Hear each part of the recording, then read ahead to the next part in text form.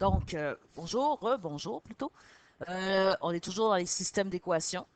Donc, un système d'équations, on se rappelle que c'est de résoudre un système d'équations, c'est de trouver le point de rencontre de deux équations linéaires. Tout à l'heure, au début, on a vu que si on avait une équation sur la forme canonique, donc comme ici on a y égale à x plus b, puis les deux étaient pareils, on utilisait de préférence la méthode par comparaison. Ici, on va utiliser la méthode par substitution. Elle consiste à quoi? Donc, j'ai encore deux équations, mais qui se présentent de façon différente. Donc, ici, au début, c'est sur la forme canonique qu'on connaît. Puis ici, regardez, l'autre forme, c'est ax plus by égale à c. Donc, c'est pas la forme générale, c'est égal à c. Ce qu'on fait, c'est que comme y, je connais à quoi est égal à y, on l'a ici, j'ai ici, dans mon autre équation, et je vais remplacer y par ce que je connais. Puis je le mets entre parenthèses parce qu'habituellement, c'est deux termes. Puis par la suite, bon, vous allez voir, on va effectuer la distribution, on va regrouper les termes semblables, on va pouvoir isoler notre x. Donc, on va faire l'exemple suivant. OK? Donc, ici, on commence. Ce que je fais, y est égal à moins 8x moins 6. Et à côté, j'écris 4x plus 3y égale 42. Si vous n'avez pas de couleur, vous pouvez souligner pour dire que, bon, ces deux affaires-là, on va les remplacer. Là. Ces deux-là, on les remplace. Donc, je remplace ce 4x plus 3 moins 3x moins 8 égale à 42. Je distribue le 3. Donc, ça me fait 4x moins 24x moins 18 égale à 42.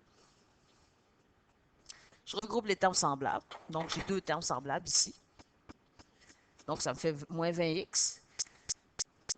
Par la suite, bon, j'envoie mon 18 de l'autre côté. Donc, c'est plus 18 de chaque côté. Donc, ce qui me fait moins 20x moins 20x sur 60. Donc, je divise par quoi? Moins 20 de chaque côté. Donc, x est égal à moins 3. Qu'est-ce que je fais par la suite? Je trouve y. Donc, je prends ma première équation.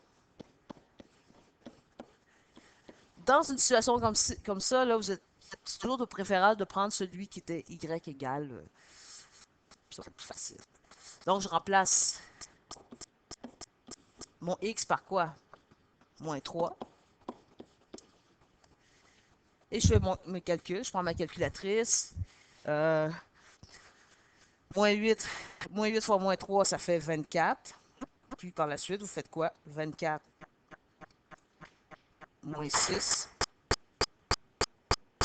24 moins 6 donne 18.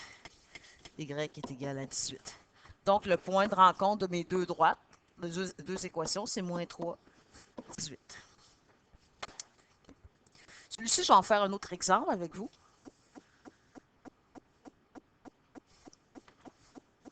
Okay. Donc, ici, je ne sais pas si vous le voyez bien. Dans cette situation-ci, au lieu de y, c'est x que je vais utiliser. X égale. Donc, je peux prendre dans l'autre équation, regardez, c'est vraiment la forme ax plus by égale à c. Okay? C'est vraiment cette forme-là.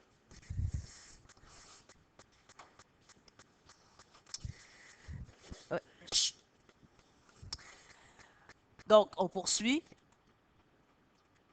Ce que je vais faire, donc j'ai ça ici. Vous pouvez souligner, je vais remplacer mon 2y moins 1, ici le x, donc je pouvais faire des liens ensemble. Okay, vous le voyez peut-être pas tellement comme il faut. Là. Je vais mettre en jaune. Okay. Donc, je remplace x par 2y moins 1. Je distribue. Donc, ça fait 6y moins 3. N'oubliez pas, là. Moins 4y égale à 7. Je peux tout de suite regrouper les termes semblables, ils sont devant moi, là. Fait que ça va bien. Donc, ça fait 2y moins 3 égale à 7, plus 3, plus 3. Donc, 2y égale à 10. Divise par 2, divise par 2. Y égale à 5. Donc, maintenant, qu'est-ce que je cherche? Contrairement aux autres fois, je cherche mon x. Et je sais que x, c'est y égale 2y moins 1. Donc, x est égal à 2y moins 1. Donc, je remplace y par 5. Donc, ça fait 2 fois 5 moins 1. 2 fois 5, 10, moins 1, 9. Donc, le point, c'est 9, 5. Okay. Il nous reste une dernière méthode à faire qui s'appelle la méthode par réduction. Donc, c'est une autre vidéo que vous devez écouter.